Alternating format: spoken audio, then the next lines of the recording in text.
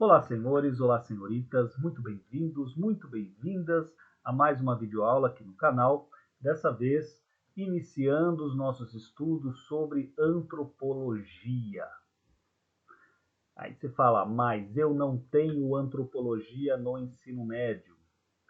Você não tem no papel, né? Você não tem no papel, você não tem uma disciplina chamada antropologia. Antropologia ainda está, enquanto ciência especializada, enquanto método para se enxergar a realidade do outro e a de si próprio, ela ainda é uma disciplina reservada para o ensino superior, né? Ela é destinada aos estudantes de ensino superior.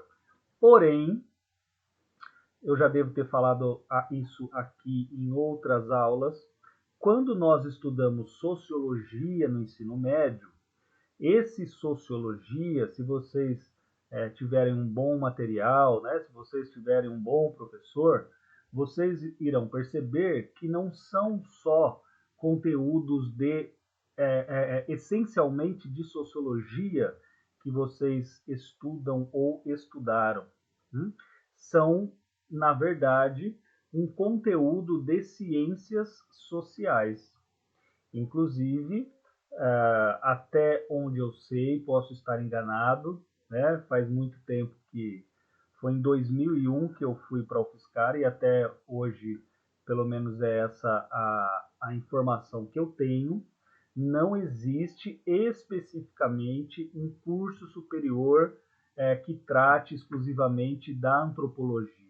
O que eu estou querendo dizer é o seguinte: você não sai do ensino médio escolhendo cursar antropologia. O que você faz é sair do ensino médio e cursar ciências sociais. Este curso de ciências sociais neste curso estão incluídas a sociologia, a antropologia, a política, a história e a ciência política, né? A história, a antropologia e a sociologia. É claro que esse é o grosso, ou seja, esses são os cursos indispensáveis e só que ao longo dos seus anos de estudo aí você terá outras disciplinas que compõem, né, a grade curricular, tais como a filosofia, no meu caso tive aula de interpretação textual, alguma coisa assim, nem me lembro, velho, faz muito tempo. Bom, então, quer dizer, antropologia, por mais que você não tenha a disciplina, ela está presente sim no seu material, certo? Agora, a pergunta é, como ela está presente? Então, como eu consigo identificar que o meu conteúdo lá da apostila se refere à antropologia e não, por exemplo, à sociologia? Gente, essa é uma das questões que, para o aluno do ensino médio, é uma das mais difíceis de serem respondidas. Há mais dificuldade em separar a antropologia da sociologia do que separar, por exemplo, a sociologia da filosofia, certo? A filosofia da sociologia, essa distinção de áreas do saber, ela começa a ficar clara primeiro, segundo mês, mais ou menos, lá do primeiro ano, né? O aluno já é capaz, sim, ele já tem condições, ele já tem ferramentas conceituais para começar a distinguir o que é filosofia e o que é sociologia. No caso da distinção entre sociologia e antropologia, as coisas se complicam um pouco. Elas se complicam um pouco. Primeiro, evidentemente, por aquilo que eu acabei de dizer, ou seja, o próprio conteúdo de antropologia aparece na apostila de sociologia, mas principalmente pelas características da sociologia e da antropologia que se parecem, das características de observação, né, que elas se parecem iguais. Iguais. Só vai começar a fazer um pouco de sentido a antropologia, só fará um pouco de diferença de olhar do estudante a antropologia para a sociologia quando ele começa a partir da distinção muito rasa etimológica das palavras, né? Então ele vai lá, sociologia, ele fala, bom, é o estudo da sociedade, e antropologia é o estudo do homem. E aí, a partir dessa distinção bem tosca, as dificuldades elas só aumentam. Ao invés de diminuir, elas só aumentam. Né? Por quê? Porque você fala assim, bom, mas na sociologia, então, no estudo do homem, a sociedade é alguma coisa fora da sociedade, é uma entidade, é um, sei lá, um objeto de estudo diferente do homem, mas o homem não é composto, a sociedade não é composta por homens? Ou então você faz o caminho inverso, quer dizer, ora, se a antropologia estuda o homem, como é que a antropologia não estuda a sociedade? Afinal de contas, a sociedade é composta por homens. E, mais do que isso, ora, se a antropologia estuda o homem, como é que ela vai se distinguir da filosofia? Afinal de contas, a filosofia ela só fala sobre o homem, né? Sobre o homem em todos os sentidos. Então, quer dizer, essa definição de um estudo do homem, ou a definição do estudo da sociedade, ela parece só confundir muito mais do que ajudar. Né? E, finalmente, antes da gente dar o nosso próximo passo, também não se preocupem tanto, né? Não fique lá tão bitolado, tão bitolada, em distinguir essas duas áreas do saber, porque na verdade está tudo junto, né? É tudo produto humano. Ou seja, filosofia, antropologia, história, geografia, ciências, isso tudo está dentro do mesmo pacote. E esse pacote é o pensamento. Né? O pensamento está dentro de tudo isso. Você não tem lá tantas obrigações assim em conseguir distinguir claramente o que é antropologia. Ninguém vai perguntar para vocês as diferenças essenciais entre antropologia e sociologia no vestibular. Fiquem tranquilos e tranquilas, beleza? Bom, então, para a gente iniciar agora, falado tudo isso, né, todo esse blá blá blá, vamos achar uma definição melhor de antropologia. Você fala, mas na palavra está escrito o estudo do homem, beleza, velho. Mas vamos olhar o que é esse homem, certo? O que é esse homem e quem é este homem que a antropologia estuda? Olha só, velho, como que as coisas elas ficam mais claras e como elas ficam mais saborosas para que nós acompanhemos aí mais prazerosas para que acompanhemos a sua trajetória.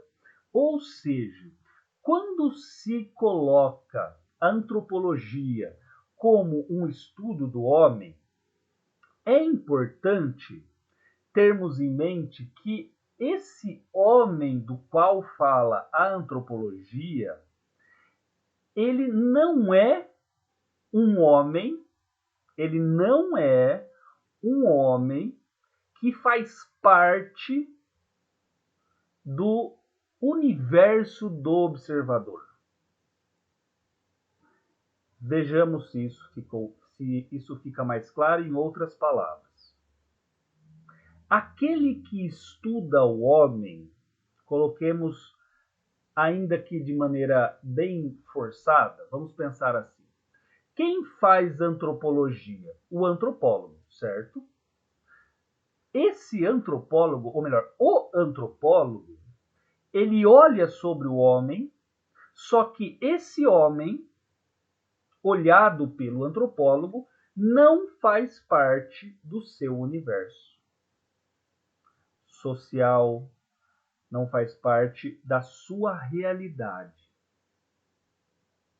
Então, o homem que o antropólogo irá ou descrever, ou censurar, ou denunciar, é um homem, é o outro, né? É um outro homem, que às vezes não é considerado nem homem, mas é alguma coisa que se assemelha ao observador, mas que, porém, segundo essa ótica do observador, lhe faltam algumas coisas. Olha quantas informações, quantas coisas interessantes eu estou dizendo só nessas duas últimas frases. A antropologia, ela não estuda qualquer homem. Evidente, antropologia enquanto ciência específica, tá? Por favor. A antropologia, por quê? Porque você tem uma antropologia filosófica também, mas aí é outro rolê, tá? Vamos ficar aqui na antropologia enquanto ciência, senão a gente, né, não faz sentido nenhum essa aula aqui. Bom, então, o antropólogo, ou proto-antropólogo, ou então os precedentes, né, dos antropólogos, eles olham para o homem, mas esse homem é um outro. Por isso, moçada, por isso que normalmente uma expressão legal para ficar claro para vocês, se vocês tiverem espaço para guardar aí na cabecinha, uma expressão legal da antropologia é que a antropologia, ela é vou colocar aqui, a ciência da alteridade. Enquanto a sociologia ela é a ciência da crise, né? Essa expressão ela se tornou muitíssimo famosa. Enquanto a sociologia ela é a ciência da crise, crise marcada pelo desemprego, crise marcada pela pobreza, pela miséria, pela falta de educação, pela falta de educação, não, falta de suprir as necessidades mais básicas do homem, né? Então, a crise, ela vai em decorrência. Crise significa alteração do estado, né? De um estado tal, de um estado existente.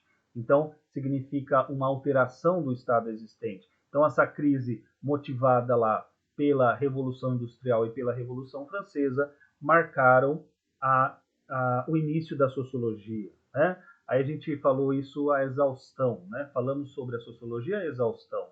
Então, cada um dos sociólogos principais aí, pelo menos para nós de língua portuguesa, cada um deles irá pegar um aspecto dessa crise, né? Tentar achar o motivo dessa crise. No caso do Marx será o trabalho, no caso do Durkheim será a moral, e no caso do Weber será a racionalização, a burocratização, enfim, o surgimento do capitalismo a partir de um comportamento religioso. Bom, voltando aqui para o nosso assunto, a sociologia, então, ela ficou, né, universalmente conhecida como a ciência da crise. Já a antropologia, ela é conhecida pela expressão a ciência da alteridade, né? O que é este alteridade? É o alter, é o outro, né? Então, é uma ciência que estuda o outro. É uma ciência que olha para o outro. Você poderia, né, se você tivesse um pouquinho mais de bagagem histórica, de bagagem conceitual sobre a história da antropologia, você poderia dizer que a antropologia ela é uma ciência da participação com o outro, né? Ou seja, O observador, ele necessariamente precisa estar com o outro, a ponto do outro deixar de ser o outro. Né? Esse ponto ele é muito, muito interessante, né? Mas esse caminho de identificação do outro com o observador, ele demorará um bom tempo, né? Um bom tempo. Bom, então tá. Então conseguimos, meio que aos trancos e barrancos, conseguimos definir aí o que é a antropologia. A antropologia enquanto ciência. É uma ciência que vai olhar o outro. É uma ciência que vai olhar aquele que é diferente de si mesmo. Né? É uma ciência em que o antropólogo é aquele que olhará para um outro diferente de si. É óbvio, né? Se é outro, já é diferente. Bom, a ideia dessa aula é apresentar alguns passos, né? Alguns passos que foram essenciais para o surgimento dessa ciência. A mesma questão desenvolvida pelos seus professores, a mesma questão que eu desenvolvi aqui em relação à aula de sociologia, eu posso também fazer com esta aula de antropologia. Qual seja, ora, por que a sociologia só nasce com a modernidade? Por que a sociologia ela é filha da modernidade? Por que a sociologia nasce só depois da Revolução Francesa? Isso significa que nenhum filósofo estudou ainda a sociologia, né, a sociedade? Ou seja, a mesma coisa a gente pode aplicar isso à antropologia. E aí, quando a gente está na aula de sociologia, o que a gente fala? Não, mas espera aí.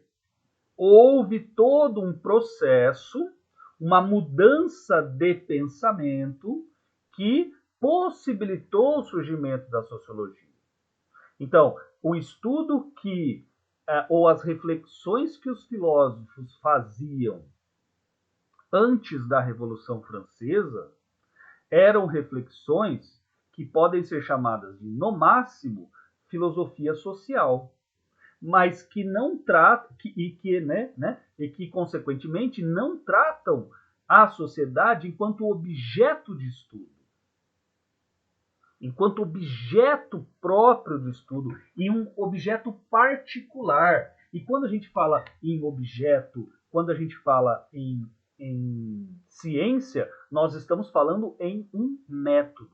Não é por acaso, né, velho? Não é por acaso que seja no surgimento da sociologia, da antropologia, da ciência política, qualquer surgimento de uma disciplina científica, logo quando ela surge, as primeiras publicações é sobre o método. Né? É sobre o método específico em que essa disciplina deverá ser considerado. Né? Isso é evidente. Né? Seja lá no século XVI, quando houve o surgimento das ciências da natureza, aí você vai ter uma cacetada de gente, inclusive o próprio Galileu escrevendo, e o Galileu e o Bacon depois, Descartes, você vai ter uma cacetada de gente que vai dar lá as diretrizes, ou seja, dar aos métodos, os passos para se olhar cientificamente para o bagulho lá.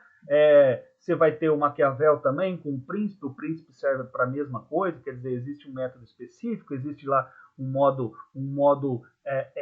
próprio de agir politicamente, etc.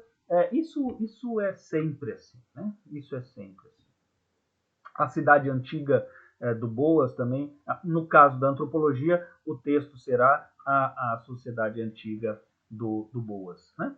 Do Boas. Bom, do Boas não, velho, do Morgan, né? Do Boas não, o Boas ele tá um pouquinho para frente, do Morgan, certo?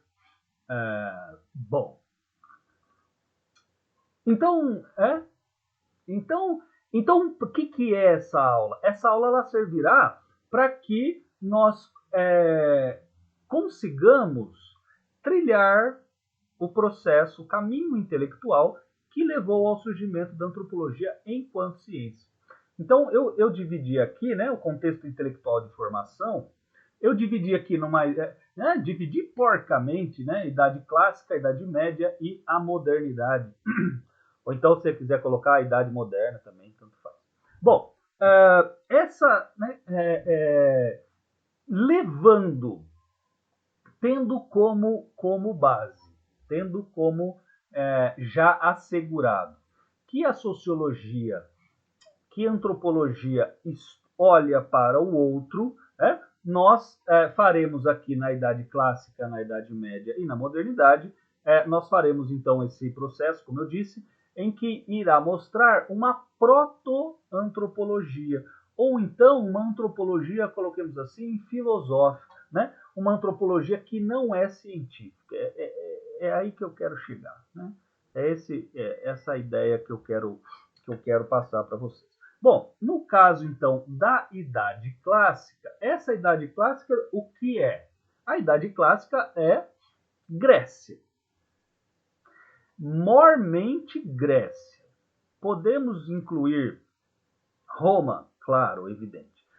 Mas, basicamente, estamos falando aqui de Grécia.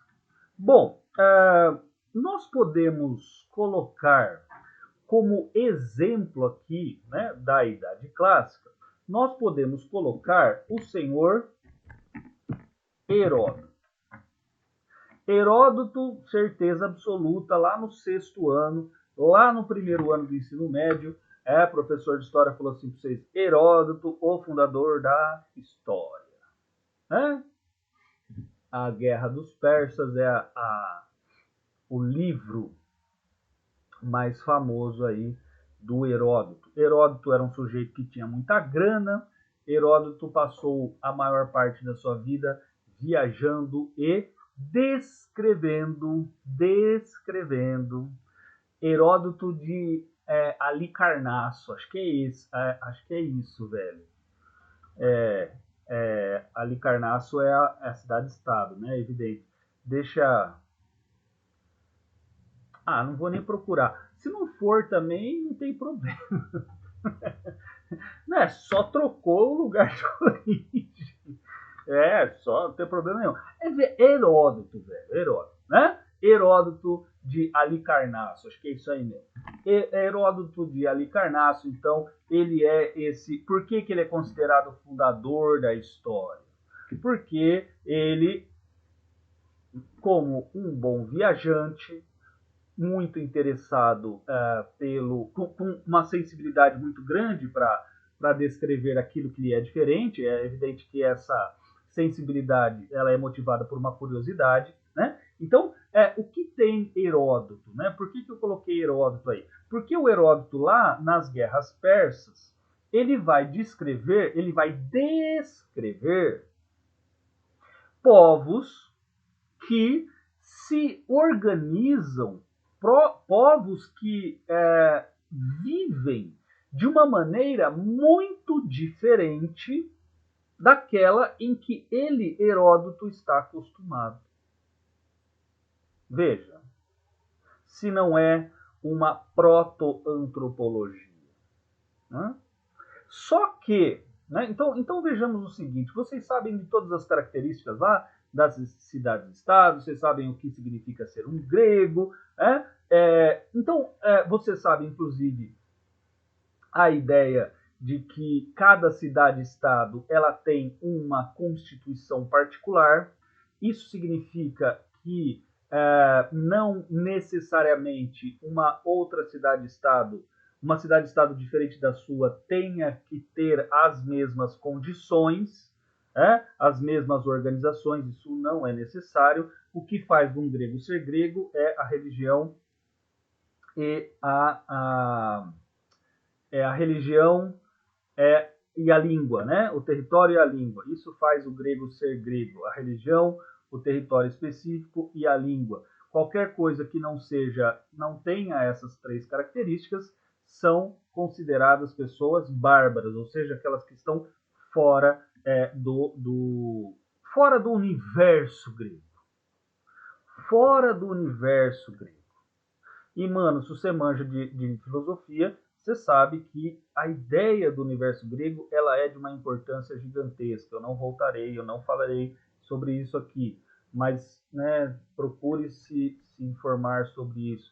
A ideia de harmonia, a ideia de beleza, a ideia de perfeição, né? O cosmos.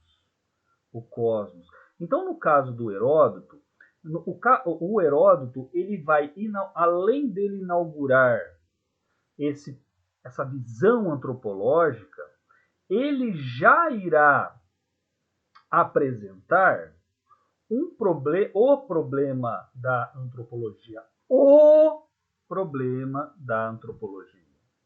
Evidente que a antropologia tem um monte, mas existe um que é essencial, que a partir da segunda aula nós já iremos estudar, que é o problema de uma visão etnocêntrica e de uma visão relativista. Muito rapidamente, para que não fique tão vago o que eu acabei de dizer, o que é o problema da sociologia, da antropologia? O problema ele é o seguinte: será que os homens eles fazem parte de uma comunidade global e essa comunidade global apresenta regiões em que os homens não estão plenamente desenvolvidos, ou seja, existem regiões no globo em que os homens são mais bem desenvolvidos ou menos desenvolvidos. Isso é uma visão etnocêntrica.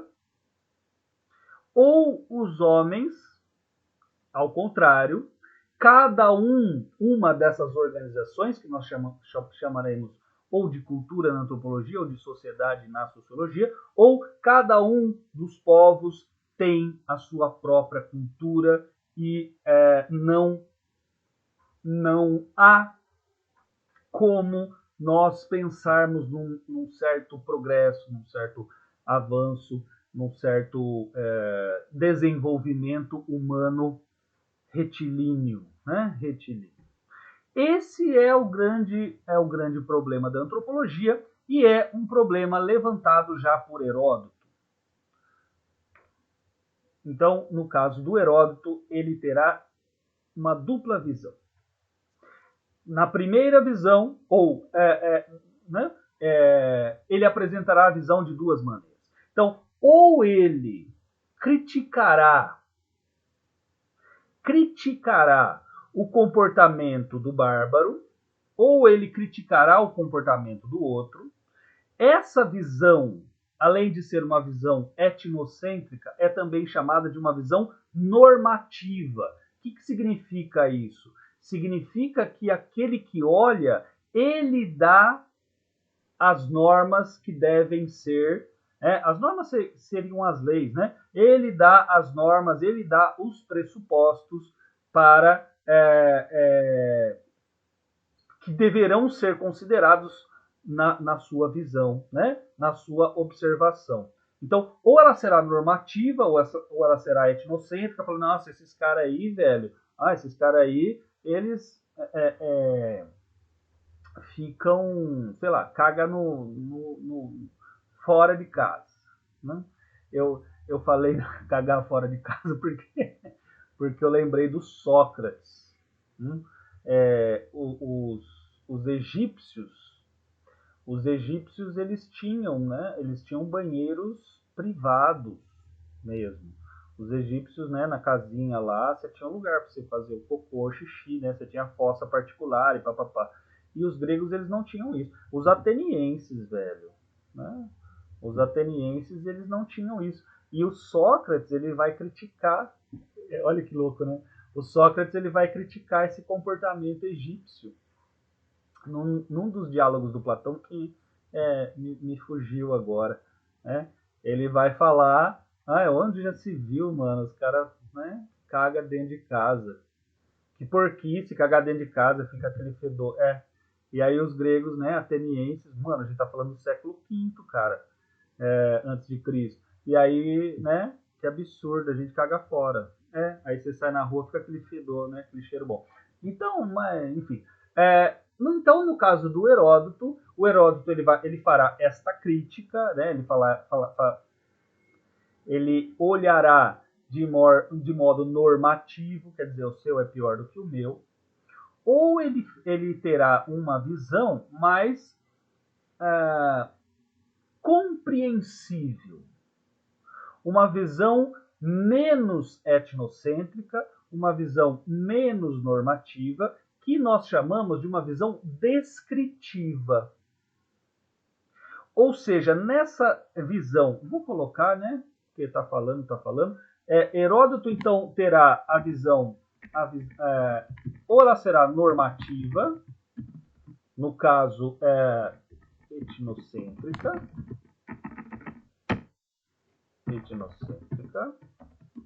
ou ela será normativa, ou ela será descritiva. Uma visão mais relativista.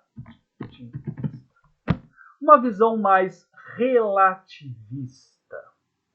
Essa visão, como eu disse, então, quando só o nome já fica claro para nós, né? Quando nós fazemos uma observação descritiva, nós procuramos apenas fazer um inventário daquilo que se está enxergando, sem um juízo moral, por isso sem uma norma pré-estabelecida, certo? Então, Heródoto ele já coloca as cartas da B na mesa. Bom, a Idade Média, por outro lado, então vamos fazer um salto gigantesco, né? Vamos lá para a Idade Média. Na Idade Média, esse salto gigantesco significa que essa visão do Heródoto, essa maneira de olhar de modo normativo ou descritivo, ela ainda presente, né? Presente até hoje, mas foi essa visão que dominou o contexto, coloquemos assim, né? O contexto literário relativo a essa visão do outro até a Idade Média. A gente vai ter uma visão do Platão, teremos uma visão do Aristóteles, mas, de qualquer modo, nós ficamos assim. Uma visão normativa, etnocêntrica, mais universalista, e uma visão descritiva, relativista, mais particularista, certo? Bom, na Idade Média é que as coisas começam a ficar interessantes. Por quê? Porque na Idade Média, a partir do século IV, V, né? Final do século IV, então a partir 380, né? Teodósio torna oficial, né, o cristianismo. Então, vamos colocar aí, a partir do século IV depois de Cristo até o século XVIII, portanto até a Revolução Francesa ali, né, por isso que está a modernidade, do século IV ao século XVIII, nós teremos a força, nós teremos o poder do cristianismo. Nós temos o advento do cristianismo, nós temos a permanência do cristianismo e nós temos nós teremos toda a exuberância do poder do cristianismo. Bom,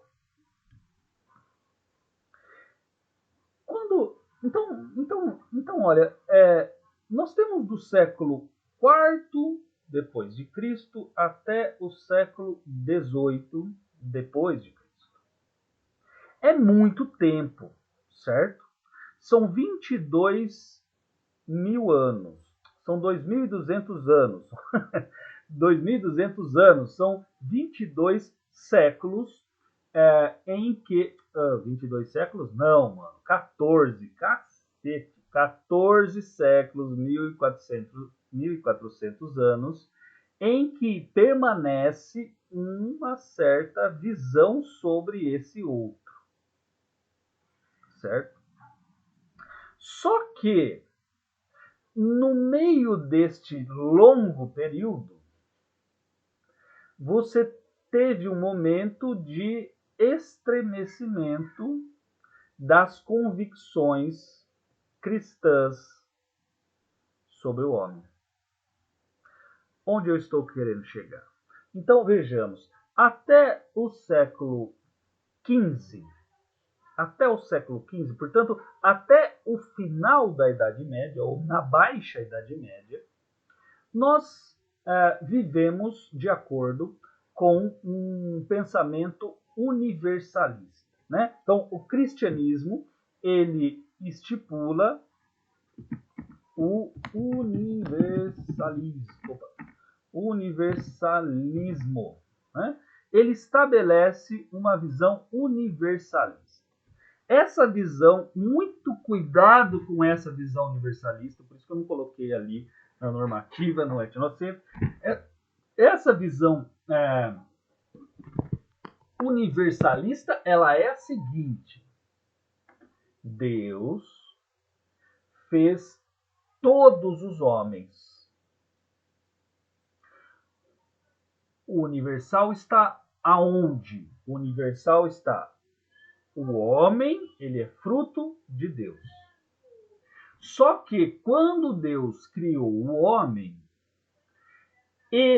Deus, o criou de modo particular. Ou seja, cada um de nós tem, vou colocar num português bem claro, tem uma cruz a ser carregada. Portanto, desde o nosso nascimento, já está estabelecido qual será a minha vida, qual será a minha profissão, qual será o meu lugar de nascimento e etc, etc, etc. Certo? Esse lugar de nascimento, ele é a Europa, ele é o Oriente Próximo, ele é, portanto, todos os lugares conhecidos na Bíblia.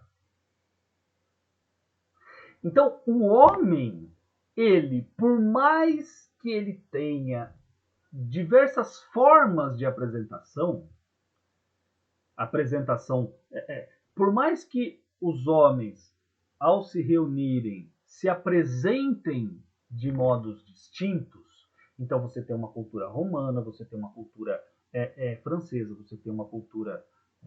enfim. Por mais que existam essas diferenças, o romano é filho de Deus, o Platão, o grego é filho de Deus. É só você lembrar do Santo Agostinho bebendo aí em Platão, né? Mergulhando na fonte platônica. Né? Então, todo mundo é filho de Deus. O que acontecerá no final do século XV e no início do século XVI? Isso.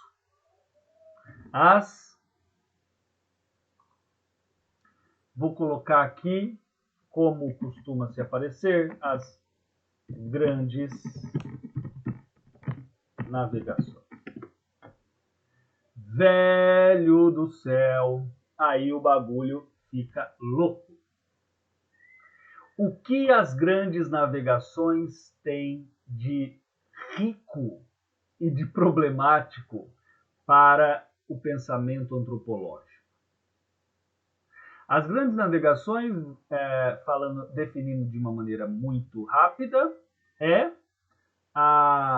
o primeiro contato, né, o contato inicial que os europeus tiveram com os índios. Portanto, o primeiro contato, então, com povos da América, né, que nós chamamos de América, que nós hoje chamamos de América. O primeiro contato. E aí, velho, quando há esse primeiro contato, é evidente que este primeiro contato, ele é de uma surpresa, de um espanto gigantesco para os dois lados. Imagina que você tem uma caravela enorme, pessoas de chapéu, vestidas com um tecido tal, com botas feitas com couro, com detalhes de madeira, pessoas com perucas, pessoas com uma tonalidade de pele muito diferente da sua e que falam línguas ou que falam uma língua muito diferente da sua. Do outro lado, você tem uma visão do sujeito que está pelado, que é um povo... como que é a expressão? É um povo da ausência, né? É o povo da ausência. Ausência de leis, ausência de Deus, ausência de linguagem, ausência de tudo. Os caras não têm nada, né? É assim que ficou chamado o povo da ausência, né? O povo da precariedade. Não tem nada, né? O americano não tem nada, lhe falta tudo. É claro que essa falta ela é determinada pelos europeus, evidente. Mas então você imagina que as grandes navegações elas trazem um problema enorme para a antropologia, ou essa proto-antropologia de então, que é o seguinte: se Deus fez todo mundo de uma vez, se Deus fez o mundo, jogou as pessoas lá e falou, é isso, velho, acabou, onde colocar, a partir de uma visão bíblica, esses caras? Porque esses caras não aparecem na Bíblia. Onde colocar o índio na Bíblia? Ele não aparece. Ora, e o que a gente vai fazer? Qual é a alternativa? Qual é a alternativa? A alternativa é olhar. Aliás, a alternativa é dizer. É claro que eu estou arredondando muito, né, o pensamento, estou avançando muito, mas qual será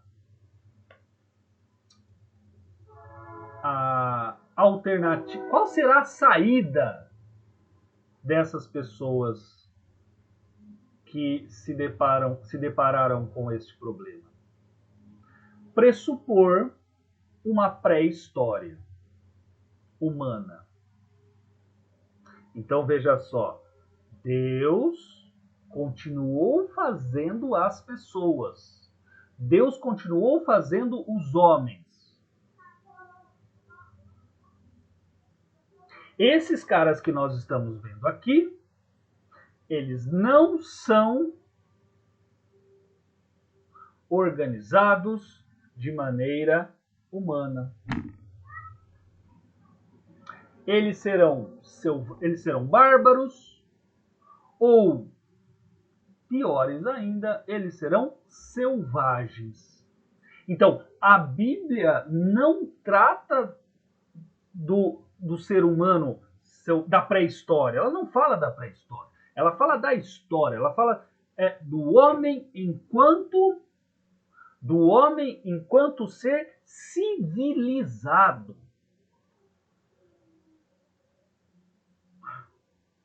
Antes disso é pré-história. Antes disso como eu disse, bárbaro, ou então no oposto, né, no outro lado da civilização, selvagem. Selvagem.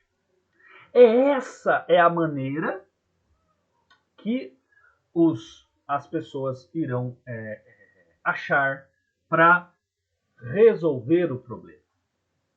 Ora, cabe então aos cristãos, cabe então ao povo civilizado